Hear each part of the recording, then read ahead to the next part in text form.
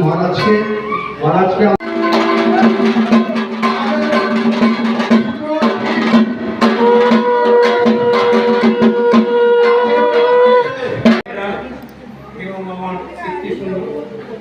সবাইকে আমার নমস্কার জানাই।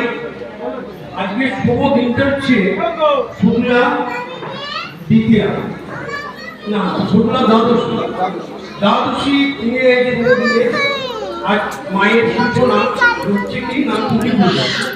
একটা বাড়ি করতে গেলে যে ভিত পুজো করতে হয় তার উদ্দেশ্য হচ্ছে পুজো পুজো। সেই উদ্দেশ্য নিয়ে এনারা এগিয়েছেন, আমাকে এনেছে। আমি প্রত্যেককে আমার আন্তরিক ভালোবাসা ও শুভেচ্ছা জানাই।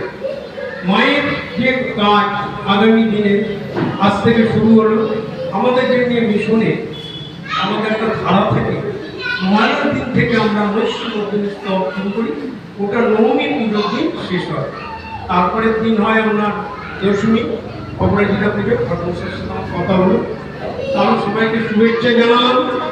এই মেরাবাটি অনুষ্ঠান আমি আসতে পেরে নিজেকে ধন্য মনে করছি।